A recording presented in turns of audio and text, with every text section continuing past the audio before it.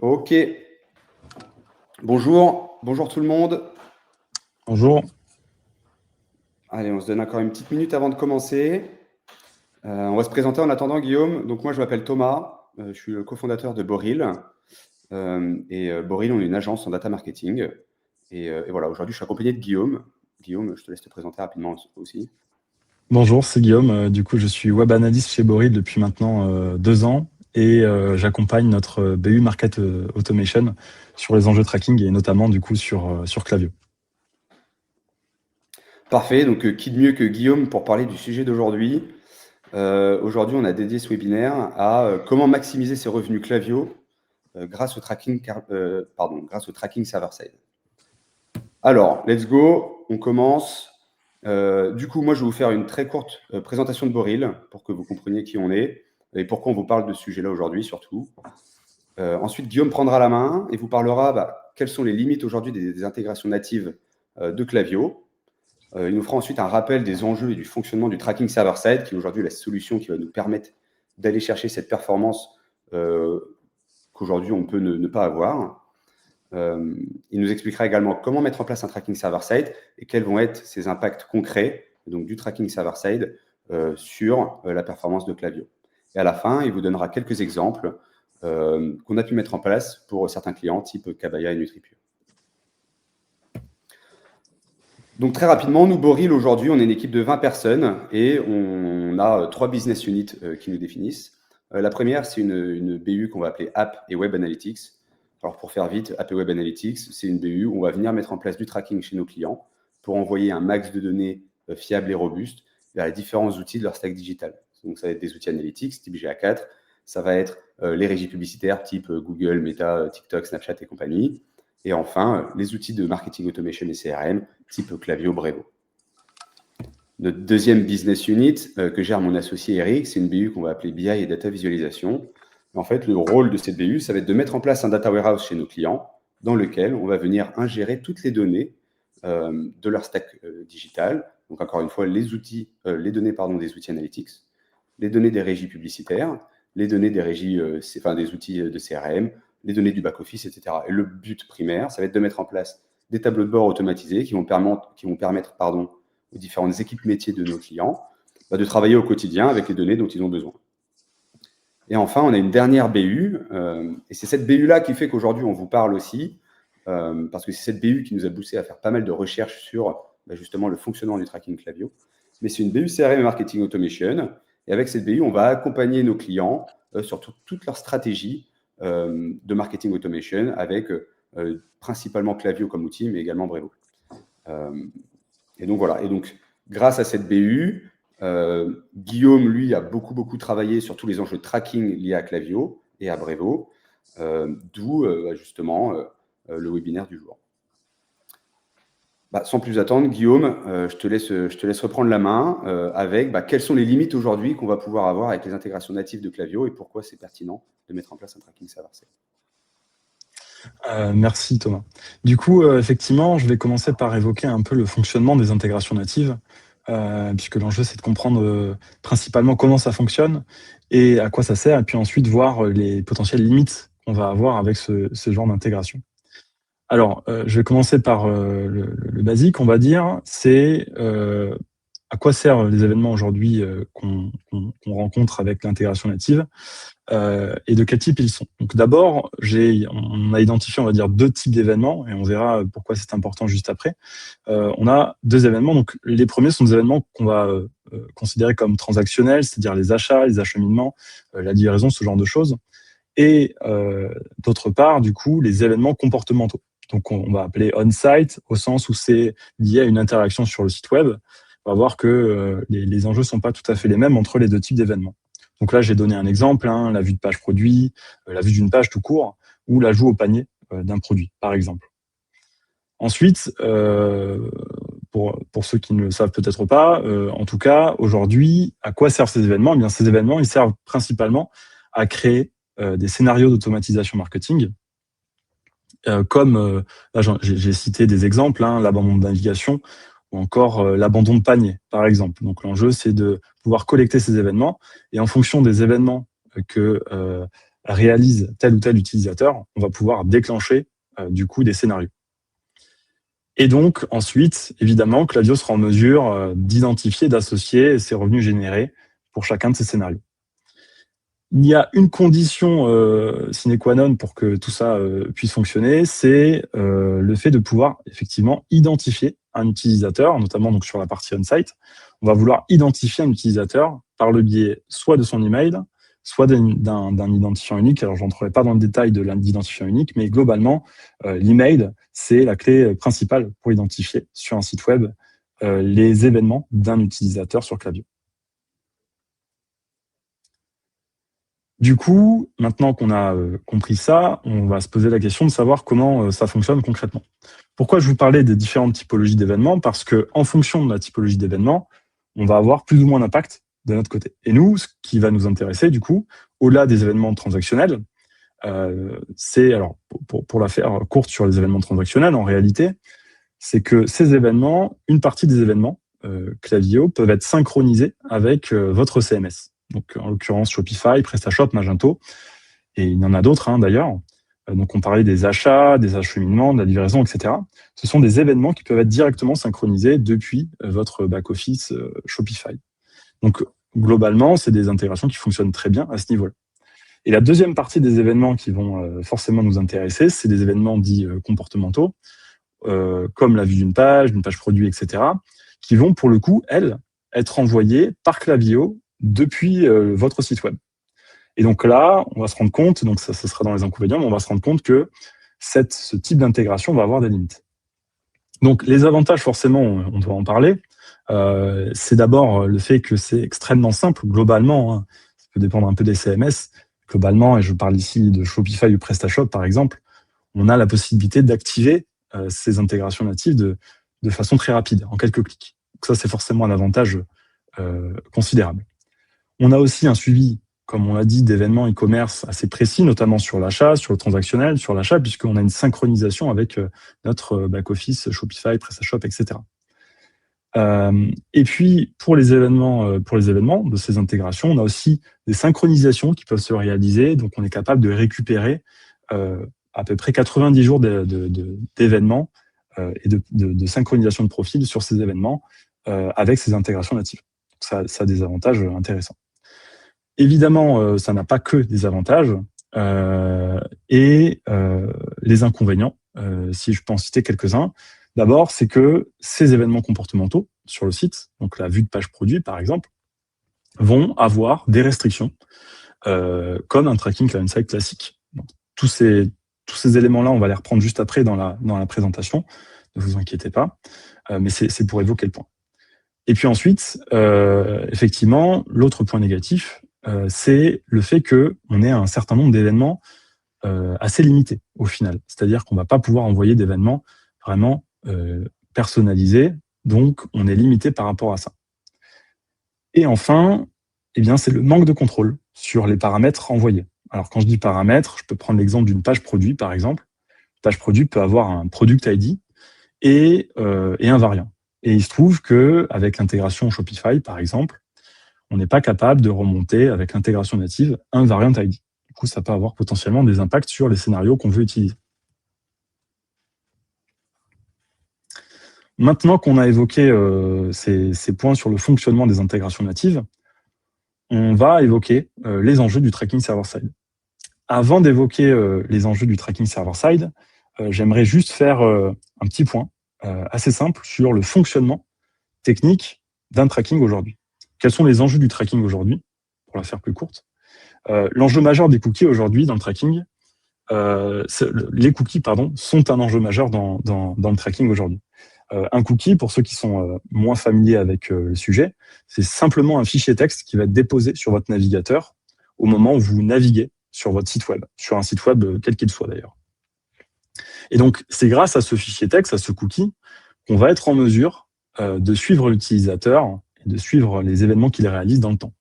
Donc là, en l'occurrence, aujourd'hui, alors je vous parle, les cookies, c'est la méthode la plus efficace pour suivre, et la plus précise, pour suivre un utilisateur et pour traquer des événements, tout simplement. Que ce soit du coup pour Klaviyo, que ce soit pour les régies pub, ou que ce soit sur la partie analytique. Et donc, bien sûr, sinon ce serait trop facile, ces cookies, aujourd'hui, subissent de plus en plus de restrictions. Alors la plus connue, je ne sais pas si vous en avez déjà entendu parler, c'est le fameux Intelligent Tracking Prevention de Safari, WebKit, ce qu'on appelle plus communément du coup ITP. Ces restrictions, il faut en avoir conscience, elles vont avoir des impacts importants. Alors, on entend souvent parler de Safari, mais il faut savoir que ces restrictions vont s'appliquer en réalité à tous les utilisateurs iOS, en l'occurrence, et pas seulement au navigateur Safari. Donc, ça peut représenter, en fonction de votre typologie d'utilisateur, ça peut représenter une part importante de votre trafic, tout simplement. Donc voilà, globalement, ces restrictions, elles vont nous poser problème. C'est le point de cette slide.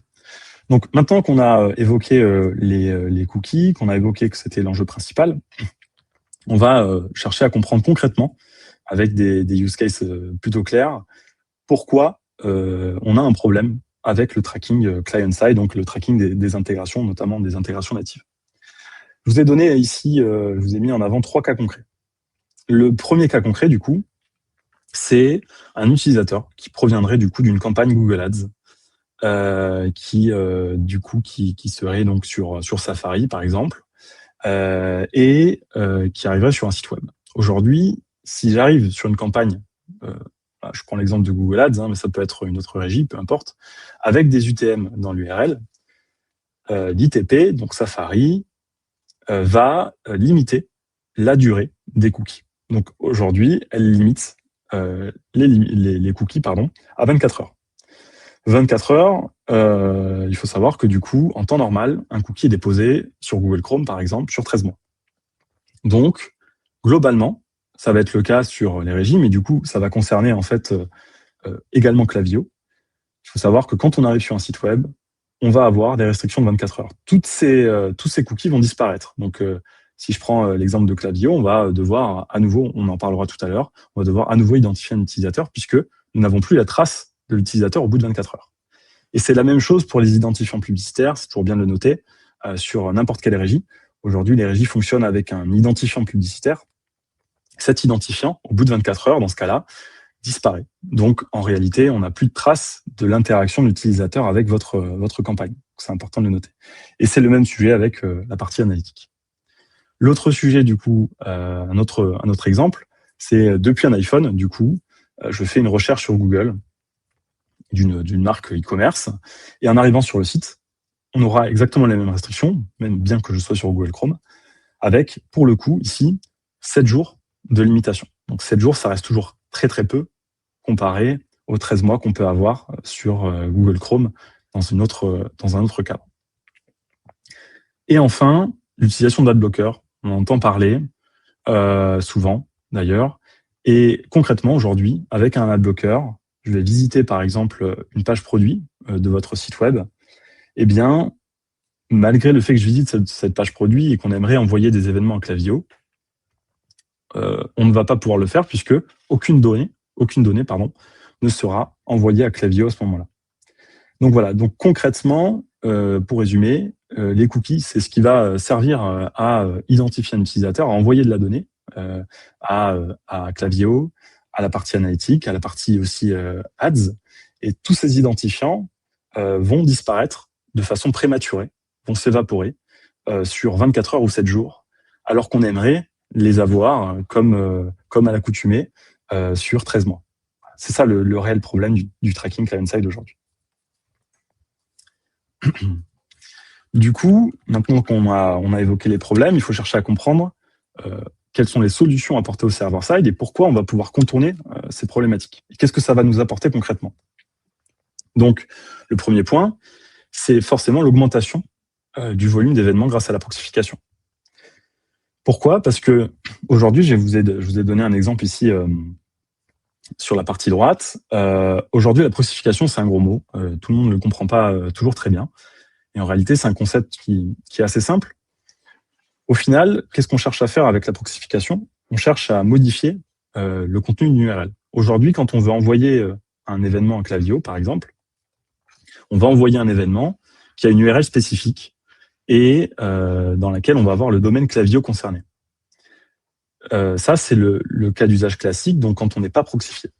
Le problème, c'est que les adblockers, en fonction de celui que vous utilisez, il y a Ghostery, il y en a plein d'autres en réalité, hein, bien, ces adblockers ont une liste d'URL ou de domaines qui vont pouvoir identifier et de ce fait, qu'ils vont systématiquement bloquer. Donc ça veut dire concrètement qu'aujourd'hui, si on envoie des événements directement depuis l'intégration native et qu'on active un adblocker, on va avoir cette problématique, on ne va pas pouvoir envoyer d'événements à Klaviyo. Alors après, sur le volume concerné, globalement, on s'accorde à dire qu'en moyenne, on est entre 15 et 20% d'événements supplémentaires, globalement, grâce à la proxification en server-side. Donc c'est quand même une part non négligeable de quelque chose qu'on peut récupérer grâce à une configuration bien réalisée côté server-side. Ensuite, du coup, on a le prolongement du suivi de l'utilisateur dans le temps. Comme je vous l'ai dit, sur les outils analytics, du coup, l'enjeu, c'est de pouvoir identifier le plus longtemps possible les utilisateurs. Je vous parlais des restrictions ITP en client-side, donc les restrictions sur le site web. Eh bien, au lieu d'être à 24 heures ou 7 jours au maximum, grâce à la mise en place d'une solution sur le server-side, on va être en capacité de déployer ces cookies sur une plus longue période, donc sur 13 mois. Donc on passe de 24 heures à 7 jours à systématiquement 13 mois. Donc c'est un enjeu majeur forcément dans l'identification, dans la possibilité d'envoyer ces événements aux différents outils, dont Klaviyo. On va revenir plus spécifiquement sur le cas Klaviyo juste après. Voilà, donc globalement, le message, c'est de dire qu'on est en capacité avec le server-side, grâce à des mots, alors pareil, on évoque des mots techniques, il y a le cookie restore, notamment de Addingwell, pour ceux qui connaissent peut-être un peu le tracking. On parle aussi du reverse proxy. Donc voilà, ce sont deux solutions un peu différentes, peu importe, mais qui ont le même objectif, qui est le prolongement des cookies, des identifiants, peu importe lesquels ils sont, dans le temps. Voilà. Donc ça, ce sont les deux gros points qui vont permettre d'activer. Alors je les ai encadrés en bleu parce que c'est ce qui va vraiment permettre d'activer davantage Klaviyo grâce justement à ces solutions que je viens d'évoquer. Donc on passera encore une fois sur Klaviyo plus spécifiquement. Je vous ai mis à droite un petit format de requête classique, donc avec Google Analytics, et une fois proxifié, du coup, on a un changement d'URL. Là, on a l'exemple de Kabaya, par exemple, coucoucabaya.fr au lieu de Google Analytics. Et puis, on a le pattern aussi des requêtes qui ne sont pas en gcollect. On a une suite de chiffres. Voilà. Tous ces éléments permettent de faire partir, malgré tout, les requêtes à Google Analytics. Et c'est le cas, du coup, pour tous les autres outils. Et enfin, je voulais évoquer, du coup, d'autres avantages du server-side, même si c'est pas le sujet de ce webinaire, mais c'est toujours intéressant de comprendre les différents avantages que peut apporter aujourd'hui le server-side. C'est d'abord la mise en place de conversion offline. Bien qu'il soit possible, encore une fois, on ne va pas rentrer dans le détail, mais avec des intégrations natives, dans certains cas, d'envoyer des événements. Globalement, le server-side va permettre de déployer des conversions offline assez facilement. Par exemple, j'ai donné 2 use cases ici. Le B2B, en B2B, on a la possibilité de traiter des événements. Pour les sites web B2B, souvent, la qualification se fait après une soumission de formulaire qui n'a pas qui a un intérêt puisqu'il permet de capter le lead, mais en réalité, la qualification se fait après. Donc, dans ce genre de parcours sales-led, forcément, c'est intéressant de pouvoir qualifier l'utilisateur malgré tout après et envoyer des événements, notamment en régie publicitaire. Et l'exemple B2C, du coup, c'est le renouvellement, par exemple, d'un abonnement mensuel qui aurait lieu sur le site et qui ne passe pas, du coup, directement par le site web. Voilà, donc à ce moment-là, ça peut être intéressant de pousser ces événements offline. Encore une fois, c'est pas le sujet du jour, mais c'est juste pour vous donner des ordres d'idées sur ce qu'il est possible de faire. Bien sûr, il y a plein d'autres use cases, c'est juste des exemples. Et enfin, le dernier point, c'est l'enrichissement de la donnée depuis le server-side, depuis le serveur GTM. Le cas le plus connu, on va dire, celui qu'on rencontre le plus souvent, c'est typiquement le fait de piloter les campagnes publicitaires à la marge plutôt qu'au CA. Et l'idée, c'est pour éviter de rendre, on va dire, public les marges sur un site web, fait en sorte de garder cette logique côté serveur pour que ce soit totalement totalement invisibles, on va dire, côté site web. Voilà, donc ça, c'est des cas qu'on a assez régulièrement, qui sont assez intéressants d'ailleurs à mener. Voilà pour les solutions server-side. Alors, je vais vous expliquer du coup comment concrètement mettre en place un tracking server-side maintenant. On l'a globalement en 3 parties. La première partie, ça va être l'implémentation du tracking client-side. En fait, on commence toujours par une intégration de tracking client-side avant de passer au serveur. Donc, dans le cas où on a une intégration native, on n'a pas forcément de Google Tag Manager. Donc, ça va forcément être un point à mener, c'est la création d'un conteneur GTM. On a du coup les phases classiques d'implémentation, c'est-à-dire d'abord la création du plan de mesure. Donc, pour rappel, un plan de mesure, pour nous, c'est l'occasion d'évoquer les différents KPI qu'on veut obtenir en mettant en place un suivi d'événements via GTM. Donc, on se concentre vraiment sur des logiques de compréhension du métier et on doit traduire ça de façon à permettre à l'entreprise de vraiment se situer d'un point de vue métier en excluant toute la partie technique. Et ensuite, une fois qu'on a réalisé ce plan de mesure, on va passer au plan de tracking.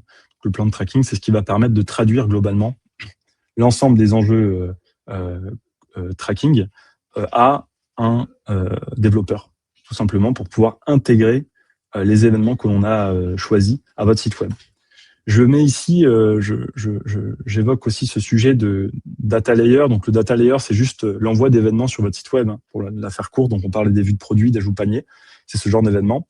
Il faut savoir qu'aujourd'hui, en fonction du CMS, on a la possibilité de passer par des intégrations, comme le fait du coup Addingwell ou Stape, qui sont donc des partenaires server-side. J'évoque le sujet juste après. Et donc ça, c'est particulièrement intéressant puisque ça peut permettre de gagner du temps sur la mission. Et surtout, on a des intégrations qui sont pour le coup très bien faites au niveau des événements e-commerce.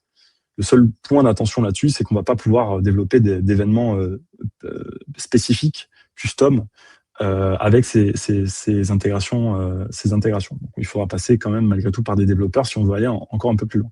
Mais sur la partie e-commerce, c'est assez bien fait. Ensuite, une fois qu'on a fait tout ça, on crée le conteneur et on met en place la configuration client-side tout simplement. Ensuite, on a une réflexion sur le partenaire server-side qu'on va avoir. Donc, le partenaire server-side, c'est Addingwell ou Stape. En l'occurrence, il peut y en avoir d'autres. Hein, c'est les plus connus, sachant que Addingwell est un acteur français, donc c'est un petit plus. On va ensuite créer, donc tout ça a l'air un peu compliqué, la création d'un sous-domaine, mais en réalité, pour ceux qui ne connaissent pas, mais c'était assez simple de créer un sous-domaine et ensuite d'ajouter des entrées, ce qu'on appelle les entrées DNS. Voilà, c'est ce qui est nécessaire pour déployer le server-side avec Google Tag Manager. Et enfin, du coup, eh bien, on va optimiser la configuration parce que en réalité, une fois qu'on a mis en place le client-side, une fois qu'on a choisi le partenaire, il va falloir déployer le server-side. Et donc, on va s'intéresser à tout ce qu'on vient de dire plus haut, c'est-à-dire l'optimisation du tracking, à savoir donc la fameuse proxification, ce fameux changement d'URL qu'on va avoir pour s'assurer qu'aucun adblocker va poser problème sur l'envoi des événements. Et on va s'intéresser au maintien de l'identité donc de l'utilisateur, donc des clics, des cookies, que ce soit sur Klaviyo ou sur d'autres plateformes, pour s'assurer que ces cookies soient déposés dans le cadre de Safari iOS, que ces cookies soient déposés le plus longtemps possible, c'est-à-dire 13 mois. Voilà. Donc là, pareil, les termes techniques, c'est ces fameux cookie restore, voilà, sur Addingwell ou cookie keeper pour Stape.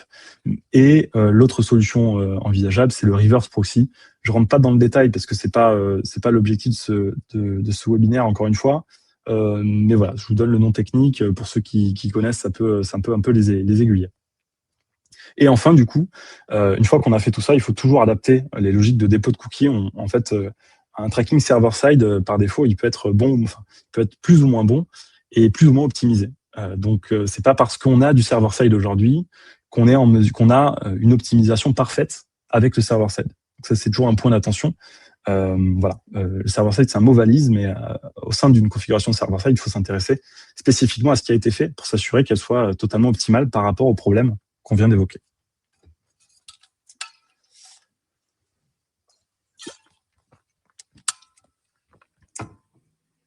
Du coup, alors je vois qu'il y a des questions, on y répondra juste après, ne vous inquiétez pas, on ne vous a pas oublié. Globalement, sur la partie quel est l'impact, il faut maintenant se poser la question, une fois qu'on a compris le server-side, quel est l'impact concret et réel du tracking server-side sur Klaviyo. Donc, je vous ai fait quatre petits points sur l'impact concret du tracking server-side sur Klaviyo, avec un avant-après. Donc, le premier point, on en parlait, c'est que Klaviyo a besoin d'identifier un utilisateur à travers son email sur votre site web. Donc ça, les intégrations natives le font. Elles le font plus ou moins bien en fonction de l'intégration native, donc en fonction du CMS que vous utilisez, Shopify, PrestaShop, Magento, etc. On va avoir des identifications plus ou moins avancées.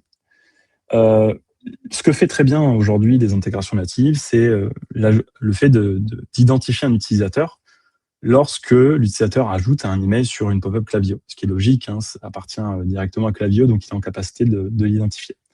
On a aussi la possibilité d'identifier un utilisateur avec l'intégration native quand l'utilisateur passe par un email ou un SMS Klaviyo directement vers votre site web.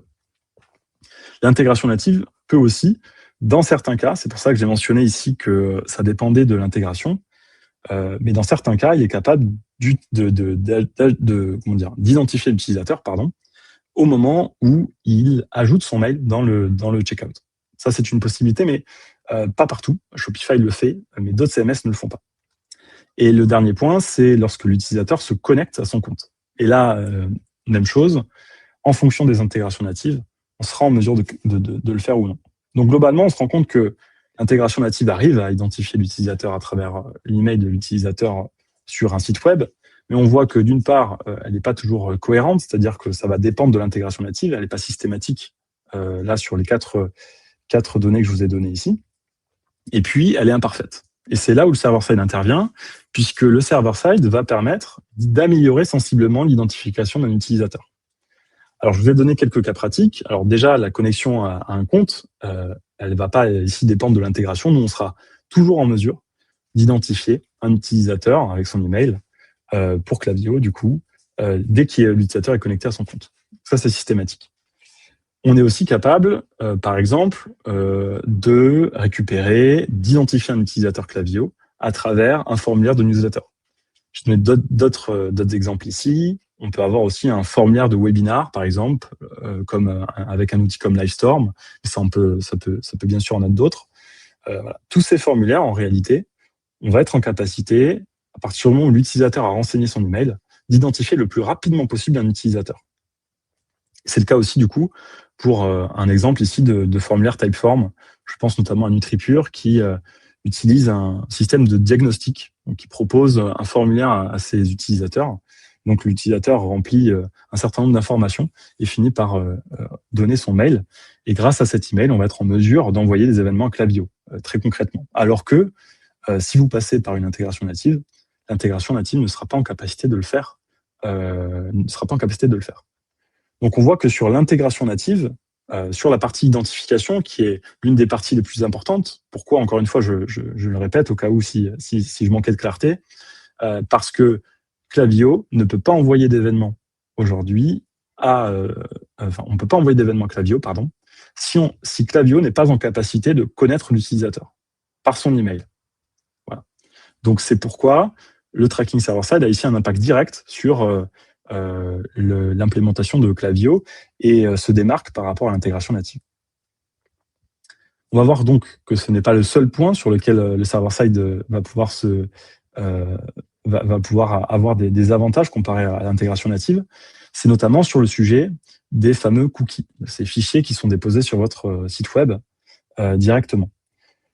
On en a en réalité déjà parlé, mais il faut savoir que donc l'identification de l'utilisateur, je parlais d'identification plus haut, je n'ai pas vraiment évoqué comment il le faisait. Bon, sans suspense, du coup, un cookie, en fait, c'est un cookie qui est déposé, comme tout le reste, comme je vous le disais, c'est vraiment l'enjeu principal.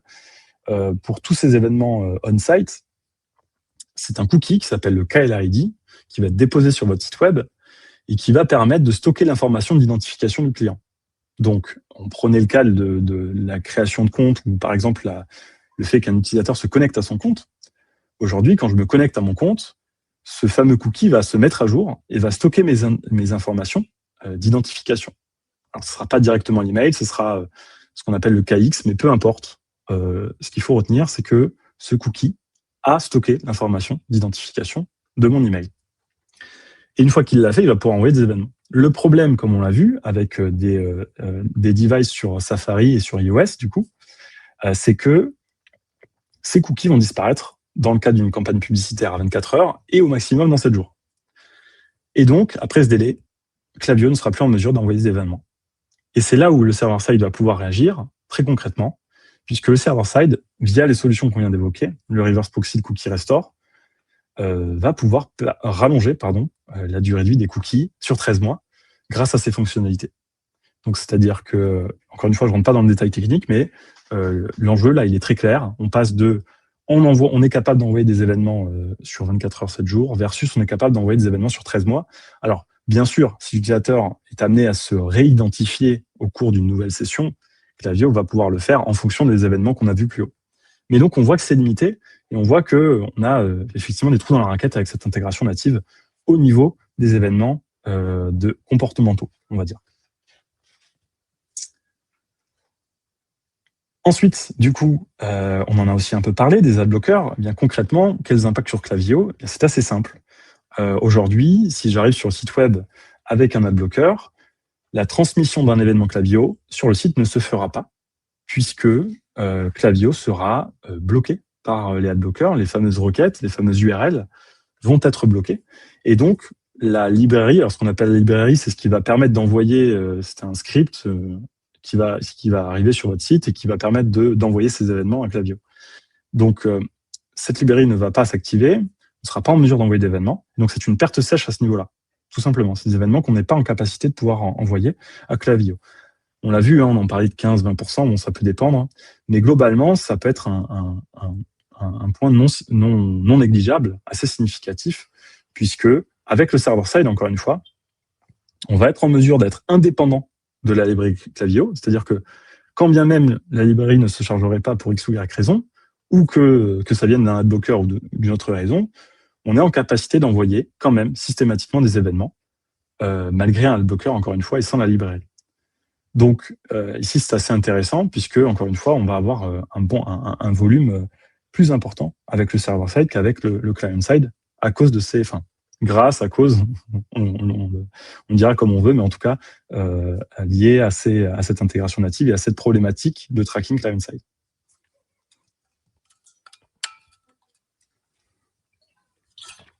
Je vais maintenant évoquer un autre point, qui est celui des événements. Je l'avais évoqué un peu en début de présentation. On a effectivement donc différents types d'événements. On va être assez limité avec l'intégration native. Alors, pour certaines entreprises, ça peut suffire. En termes d'événements, on a par exemple l'activation sur le site. Quand j'arrive sur le site, on n'a pas forcément de page vue, typiquement. Alors, on va voir que ça peut avoir des cas d'usage. Et surtout, au niveau des paramètres aussi, on va être assez limité puisqu'on ne pourra pas rajouter des paramètres sur différents événements. Alors là, j'ai pris l'exemple du coup de la vue de produit. On voit à gauche et à droite, ce sont des captures d'écran qui montrent le nombre de paramètres. Alors, globalement, sur une vue de produit, on va pouvoir envoyer davantage d'informations, comme le variant ID. Donc, de base, sur Shopify, j'évoque le sujet sur Shopify, on va effectivement pouvoir envoyer, depuis l'intégration native, une page vue de produit, mais avec des paramètres définis. Et dans ces paramètres définis, on a le product ID, mais on n'a pas de variant. Donc, dans le cas où vous utilisez un variant aujourd'hui, eh bien, Klaviyo on ne pourra pas être en mesure de l'utiliser avec Klaviyo, avec cet événement, dans les scénarios de marketing automation. Donc, en fonction des paramètres, ça peut être un point plus ou moins bloquant. Là, je parle des variant ID, mais ça peut dépendre des entreprises. L'enjeu ici, c'est de comprendre qu'on est beaucoup plus en capacité de personnaliser ces événements avec le server-side, alors qu'avec le client-side, on doit prendre ce qui est à prendre, et c'est tout.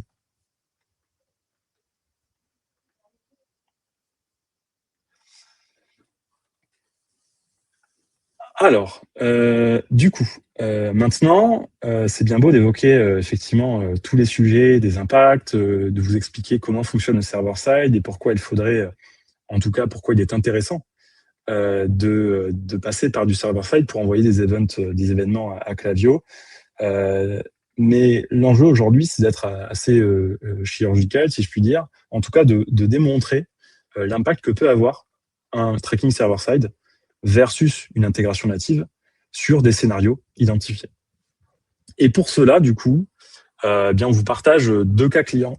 Le premier, ce sera donc Kabaya et le second, ce sera NutriPure, dans laquelle bien, on a mis en place des choses un peu différemment, mais globalement, avec des résultats qui sont assez probants. Alors, globalement, avant d'évoquer les résultats qu'on a obtenus avec Kabaya, l'enjeu, c'est de comprendre d'abord le fonctionnement de ces scénarios Kabaya. Alors, il faut savoir que Kabaya a opté pour la mise en place de 2 flows en parallèle. Pourquoi? Parce que historiquement, Kabaya utilisait forcément les intégrations natives, les événements reçus par l'intégration native pour déclencher des scénarios. Pour mesurer l'impact du server-side, Kabaya a mis en place du coup un deuxième flow, donc un deuxième scénario qui va cette fois-ci, donc les deux scénarios vont s'exclure mutuellement. En gros, on va avoir un scénario avec l'intégration native et un scénario avec le server-side. L'objectif, c'est de mesurer à quel point le server-side va être pertinent et qu'est-ce qu'il va pouvoir générer en plus en termes de CA. Voilà, donc ça c'était on va dire le contexte Kabaya. Donc après la mise en place, la mise en place qu'on a pu faire sur le server-side avec Klaviyo, on a obtenu certains résultats qui sont plutôt prometteurs puisque par exemple sur un flot d'abandon de panier ici, grâce à l'événement d'ajout au panier, on a Kabaya a obtenu plus 40% de CA sur ce flot grâce au server-side. Donc là c'est assez net comme augmentation, c'est assez intéressant. Et puis l'autre flow aussi qui est intéressant à mettre en place, enfin, en tout cas qui a été mis en place par Kabaya, c'est le flow d'abandon de panier, donc qui se basait sur la vue des collections de produits sur le site. Donc à chaque fois qu'il y avait une vue, on était en mesure d'identifier l'utilisateur. Et du fait de tous les points que je viens de citer plus haut, c'est-à-dire qu'on est capable de garder un identifiant plus longtemps, on est capable d'envoyer de la donnée quoi qu'il arrive, même avec un adblocker, eh bien, on arrive à des performances au niveau du CA qui sont de l'ordre de 30% pour les flows d'abandon de navigation. Voilà, donc c'est des résultats qui sont assez intéressants. Et l'autre point, alors un peu plus mineur, si je puis dire, par rapport aux résultats qu'on a obtenus côté flow, abandon de panier et navigation, c'est la possibilité, et ça revient au sujet qu'on a évoqué sur la création d'événements, c'est la possibilité de pouvoir créer des flows qui n'étaient pas possibles auparavant. Et là, je parle notamment des pages vues. Alors, il faut savoir que Kabaya a un configurateur de SAC. Et aujourd'hui, ils voulaient créer des scénarios sur ces configurateurs de SAC qu'ils ne pouvaient pas créer parce qu'ils n'avaient pas ces pages vues. Ils n'avaient pas identifié, du coup, les pages concernées par le navigateur, par la possibilité de pouvoir personnaliser son SAC, pardon. Donc voilà, ça, c'est des use cases assez intéressants avec Kabaya. On a donc 2 flows séparés. Le deuxième cas client qui est intéressant d'évoquer, c'est NutriPure, du coup. NutriPure, aujourd'hui, alors la migration est assez récente en server-side. Donc, on a travaillé en collaboration du coup avec notre équipe marketing automation et on a opté du coup pour la mise en place d'un seul flow pour le coup, puisque l'ensemble des événements server-side, à contrario de Kabaya, ont été remplacés du coup. Enfin, on a remplacé les événements de l'intégration native par les événements du server-side. Voilà, tout simplement. Donc, suite à ces changements, eh bien, on a mis en place des flows d'abandon de navigation qui existaient déjà auparavant. Et globalement, ce qu'on a pu observer, c'est des résultats qui sont assez similaires à Kabaya, du moins en termes de pourcentage, puisqu'on obtient à peu près 30% de CA sur le flow d'abandon de navigation grâce à l'événement vue de produit. Donc voilà, l'enjeu, c'était de pouvoir évoquer effectivement, théoriquement, tout ce qu'on a pu voir auparavant, mais aussi de pouvoir concrètement vous donner des chiffres sur ce qu'on peut espérer d'un tracking server-side avec Klaviyo. J'espère que ça a été du coup assez clair. Super, merci Guillaume. Très clair. Alors, il y a eu 2 questions. Il y a eu des questions. En tout cas, très complet. Très complet, je pense. Je pense qu'il y aura pas mal de questions techniques que peut-être les gens n'oseront pas poser aussi maintenant. Donc, n'hésitez pas à nous écrire s'il y a besoin. Nous, on sera un plaisir d'y répondre. Guillaume, en parallèle, je te laisse apprécier les questions qui ont été posées et peut-être proposer des réponses si on a moyen d'y répondre. Ouais, tout à fait. Donc sur la Simon Nicolas qui évoque effectivement la librairie Tag Manager, donc une intégration clavier via Step, mais il n'y a rien qui a été cassé par Addingwell. Quel conseil donneriez-vous pour installer ce setup Klaviyo avec un server-side tracking hébergé par Addingwell? Alors globalement, les events server-side côté SGTM, donc server-side GTM, on va pouvoir utiliser un tag effectivement Stape. C'est le tag aujourd'hui nous qu'on utilise de toute évidence. Donc c'est vraiment sur ce tag-là qu'on envoie de la donnée. Aujourd'hui, il n'y a pas de problématique à utiliser, bien qu'on soit hébergé, qu'on travaille avec Addingwell sur le serveur Addingwell. On peut très bien utiliser un tag server-side Stape pour envoyer de la donnée du coup à Klaviyo. Le tag est assez complet, il est assez intéressant. Alors il y a certaines parties qui pourraient être améliorées, mais globalement c'est typiquement le tag Stape qu'on utilise côté server-side. Peu importe le serveur provider, donc Addingwell ou Stape, peu importe ça. Voilà. J'espère que j'ai répondu à la question. Est-ce que, très complet en effet, est-ce qu'on aura un replay disponible pour se poser dessus à nouveau? Oui, oui, on aura un replay qu'on repartagera aux personnes qui étaient présentes aujourd'hui. Donc ça devrait être shooté demain dans la journée ou sinon en début de semaine prochaine. Vous aurez un replay rapidement. Ensuite, Charles donc, qui évoque quelles sont les différences entre les deux gros points de votre solution et les solutions déjà proposées par Klaviyo nommées Dedicated Click Tracking pour les URL et l'Extend ID Cookie Tracking. Alors, sur la partie effectivement Extended ID, globalement, c'est une solution effectivement qui permet de restaurer, dans certains cas, le KLID, donc le fameux cookie. Aujourd'hui, nous, on a assez peu de recul sur cette solution. On a bien sûr en tête et il faut bien sûr la tester par rapport à du server-side. Globalement, c'est une solution qui peut être intéressante. Maintenant, nous, on peut pas s'avancer sur la qualité, on va dire, de cette Extended ID pour l'instant.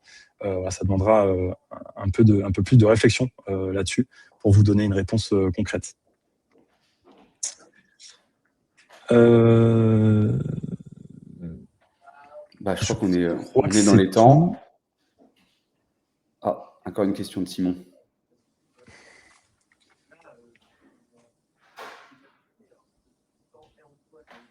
Alors, c'est intéressant, effectivement. La question, donc, c'est est-ce que, sachant qu'il y a déjà des événements qui sont envoyés nativement à Klaviyo, Product View, Checkout Started, etc., si on ajoute le tracking server-side avec GTM, risque-t-on d'avoir des doublons? Je sais que dans Meta, on a des problèmes de duplication des events.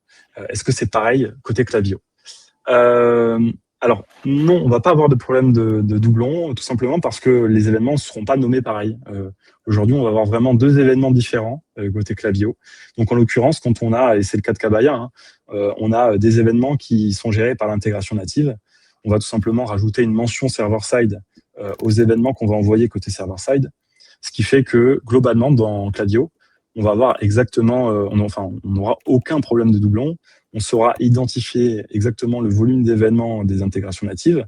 Et d'ailleurs, si vous avez des scénarios sur les intégrations natives, ils ne seront pas impactés dans un premier temps par les événements server-side. Voilà, dans un premier temps, dans un but de monitoring et de mise en place, on n'a pas d'inquiétude à se faire là-dessus. Et une fois que vous avez effectivement mis en place ces événements server-side, on va ensuite être en mesure de soit créer de nouveaux flows, comme l'a fait Kabaya, avec des flows parallèles, ou alors directement switcher vers le server-side. Donc voilà, créer des nouveaux flows basés sur ces nouveaux événements. Donc on n'aura pas de problème de doublon. J'espère que ça a répondu à la question, Simon. On va attendre encore une petite minute au cas où il y a encore une question. À quelques secondes, je dirais. Donc, comme je disais à Marine, nous, le replay va être partagé par mail. Donc voilà, vous aurez le temps de le regarder. Encore une fois, il est très possible que vous avez pas mal de questions a posteriori. Vous pouvez nous les poser directement. Moi, je vous mets mon email ici, relativement court. Mais voilà, une question sur quoi que ce soit, vous pouvez nous écrire. Pareil, si vous n'avez pas les moyens de le faire en interne, tout ce setup tracking server-side, qui du coup est très bénéfique pour Klaviyo, mais aussi pour toutes les régies que vous pouvez utiliser de toute façon en paid et social. nous, on peut vous filer un coup de main. Voilà, on l'a fait pour Kabaya, on l'a fait pour NutriPure, on l'a fait pour plein d'autres marques, qu'elles soient sur Shopify, sur PrestaShop. Donc voilà. Est-ce qu'on a encore une question? Pas de question. Bon, bah voilà, très bien. Encore merci Guillaume, très complet. Et merci tout le monde voilà, de nous avoir écoutés. Et on vous dit à la prochaine. Merci à tous. À la prochaine. Bonne fin de journée.